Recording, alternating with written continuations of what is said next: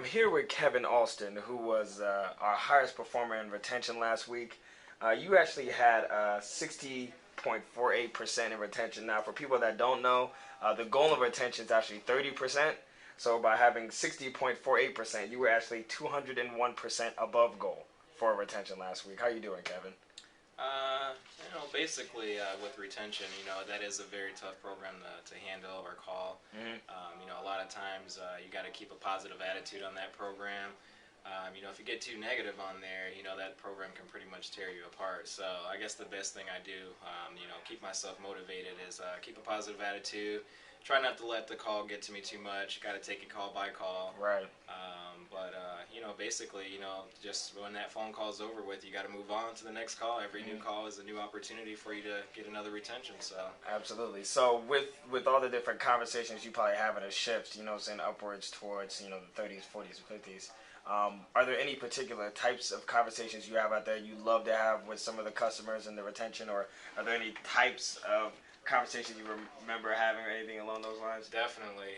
The type of phone calls that I remember having the most are the ones where the customers call in and they're really, really frustrated or upset, and they maybe don't understand the service, or they maybe not understand why they're being charged about something, but these people want to call in and close their accounts because they're upset about being charged and weren't aware of it. But those are the type of people that I like to help because at the end of the phone call, they're no longer frustrated if you're assisting them the right way. And, at the end of the phone call, they feel good, you feel good because you're helping them. So those are the type of phone calls I typically remember the most. Absolutely, and that also can help you benefit when you have that customer satisfaction survey at the end as well. Exactly, and you get the good rating from the customer. That always feels good as well. Right, absolutely. So, knocking it out the park this week, the 60% man, which is huge. What are you looking into the next week? What do you think? How will you approach the next week to try to stay top performer? Basically, I come in with the same mindset every week. The biggest thing is just keeping a positive attitude. Like I said, as soon as you get negative on the program, it pretty much it hurts your numbers really bad. So. I just try to keep a positive attitude, stay in a good mood.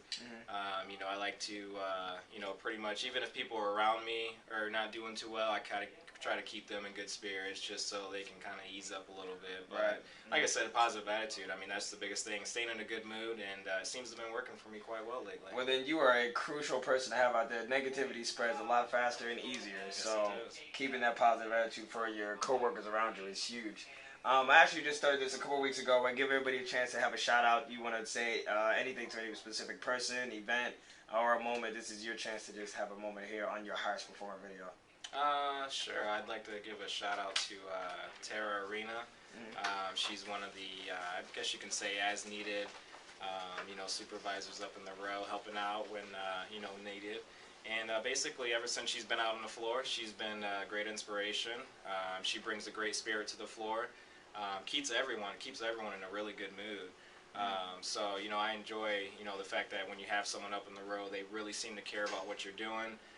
They really seem to care about your job and your performance. So having someone up in the rows like that makes me do my job a lot better. It makes me feel a lot better about doing my job. So, absolutely. Tara Arena. I'd like to give a shout out to Tara Arena. Absolutely. And along with bringing all that positivity and good atmosphere, she also brings donuts. She does. Donuts. Yeah, I know. Blueberry cake donuts. Oh, man. And I heard about it through the grapevine. So thanks again. This is Kevin Alston Jr., 60.48%, which makes you 201% above goal in retention. Thank you for speaking with us. No problem. Thank you, Tom.